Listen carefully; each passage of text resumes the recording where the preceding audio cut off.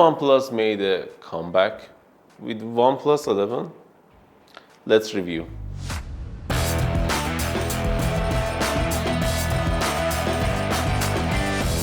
Over the past few years, OnePlus lost its branding, lost its identity, and they moved toward more market-friendly phones over geek-friendly phones. And because of that, they lost lots of customers, and it leads to merging OnePlus to Oppo. And this wasn't pleasant to see. But OnePlus 11 made a lot of improvements, and I kinda like it. Before starting the video, please consider subscribing to our YouTube channel and ring the bell icon so you won't miss our next videos. This phone has a lot of good things about the body. It has glass on the back, glass on the front, and the glass on the back is frosted glass.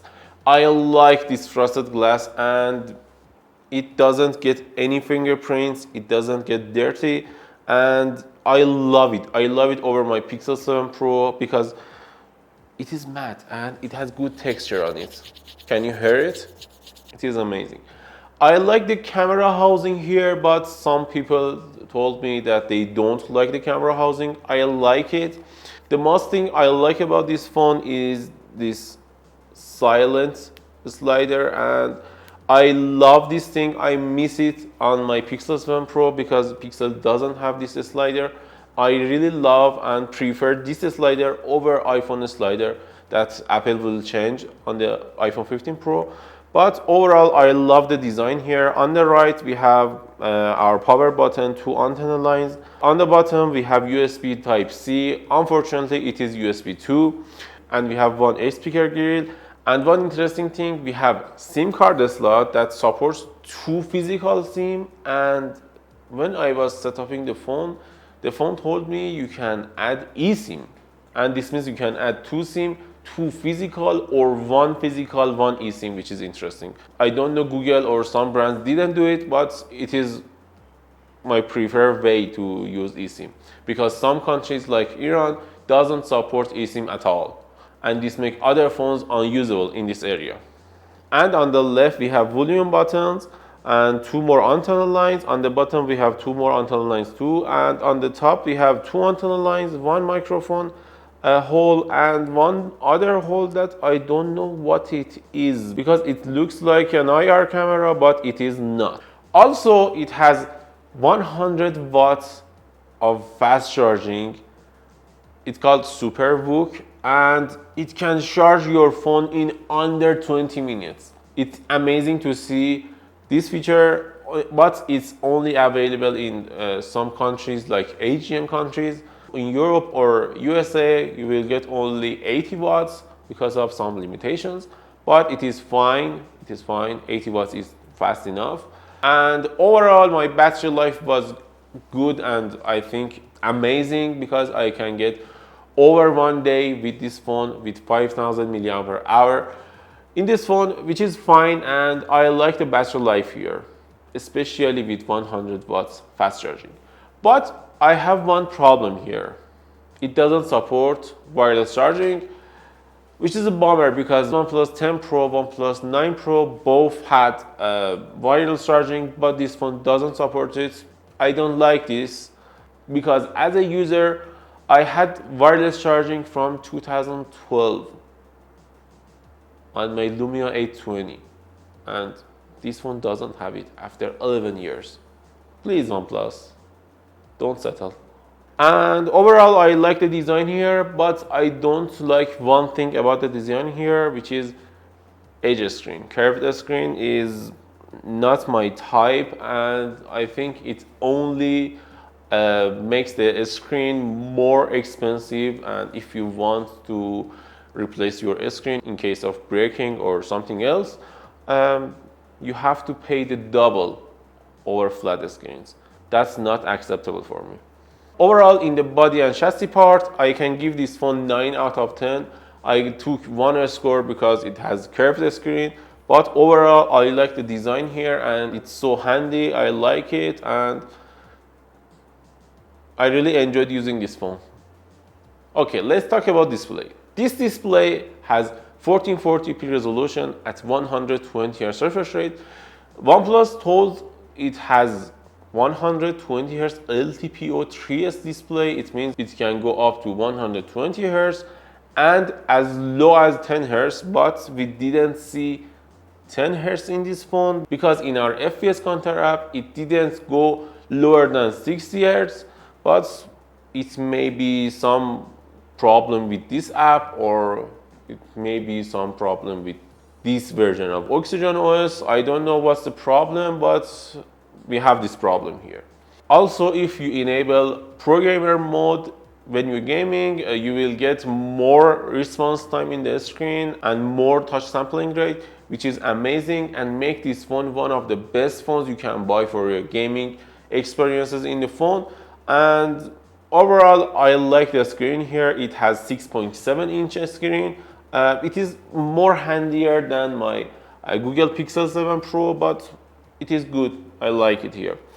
I can give, I think, 10 out of 10 for the screen part, but I'll take one more score because it's curved. Let me do this. Thank you. Okay, the biggest part in this phone is camera. I like the camera here. It has good composition, almost. It has a wide camera with 50 megapixel sensor. It has ultra wide camera with 48 megapixel sensor, and it has one more telephoto camera with 32 megapixel. All of them are great. All of them took good photos for me, and I could share it with anyone I want. There was good color accuracy, there was good white balance, and there was good brightness, shadows, and everything was fine. But Pixel 7 Pro and iPhone 14 Pro both captured better photos than this phone. You could see OnePlus color science that co-engineered with Hasselblad in these pictures, and they almost good. They can deliver good pictures for you, but they're not the best. They're not the best, and you can easily say because it's not a $1,000 phone. It's a $700 phone, and this makes sense. You can't expect best performance, best camera quality, best charging speed, best battery life, best screen from a phone that costs only $700. For $700 with Snapdragon 8 Gen 2, it can deliver what you expect. Also, in video department, it can handle 8K at 24 FPS. I liked it to be 30 FPS, but 24 is fine too. And the video quality in 4K 60 FPS mode is the best from this phone because it can handle any software improvement you want, and I like it. Also, on the selfie, you will get 16 megapixel selfie camera that, unfortunately, I don't know why it doesn't support 4K video recording. It's only capped at 1080p 60 FPS. I don't know why, but other Chinese brands like Oppo and Xiaomi or other brands, they all have same problems and they can't shoot 4K on the selfie camera. I don't know why. I don't know. And maybe it's some Chinese regulation or something else. I don't know. But they all don't have this feature. I don't know why. It can handle 8K resolution, but only with rear cameras, not the selfie camera. On the camera department, I can give this phone a 7 out of 10 because it can capture 4K videos with selfie camera, and the telephoto cam is only 2 times. I don't like 2 times telephoto, and I think it's a fair point for this camera because it doesn't focus on the camera quality. Okay, let's talk about performance. Some of you may say this is the fastest Android phone available in the market. It's not wrong. It's almost right. Our model here has 16 gigabytes of LPDDR5X RAM, a Snapdragon 8 Gen 2, and 256 of UFS 4 storage. This is one of the fastest phones available in the market.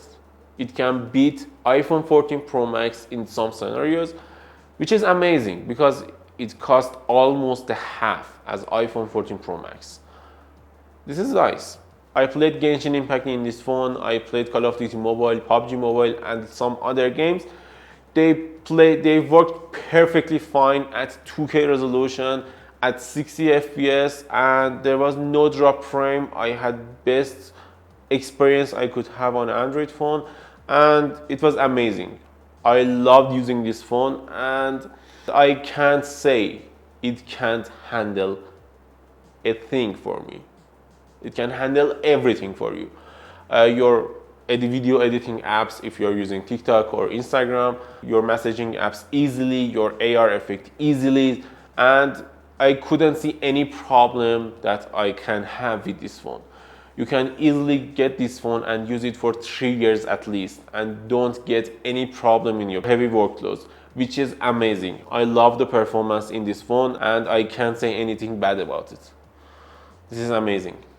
If I wanted to give this phone a score for the performance part, it can easily get 10 out of 10 for me because it's the fastest phones available in this price range and it can deliver anything for you. But I have one problem here, and it's the software. This is not Oxygen OS we know and we loved.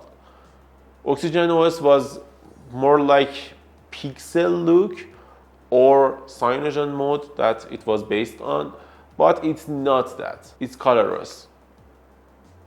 And it's obvious that it's colorless. I don't know what to say, but I missed Oxygen OS. It is not Oxygen OS. It's pure colorless, and you can't deny the fact that it's colorless. It may say it's Oxygen OS, but it is not. All the icons, all the oversaturated colors in this UI, all of them came from ColorOS, not Oxygen OS. Don't get me wrong, I like ColorOS too. I prefer more minimal aspect of Pixel or iOS, or even old Oxygen OS. It can't deliver that minimalism. In the software part, I can give this 6 out of 10. It's based in your interest.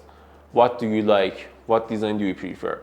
But in my site, I think it can get 6 out of 10. Overall, I can give this phone a number of 8 out of 10. I can easily recommend it to everyone who wants to buy a fast phone, to play games, to do their jobs, to do their video editing on the phone. It can deliver anything for you and it can handle anything you want at least for 3 years, easily. And this phone is a good phone. If you want it, just buy it.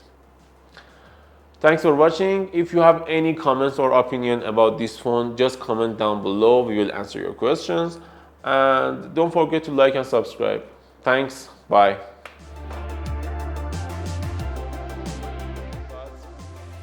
I missed Oxygen OS. It is not Oxygen OS. It's pure ColorOS, and it's pure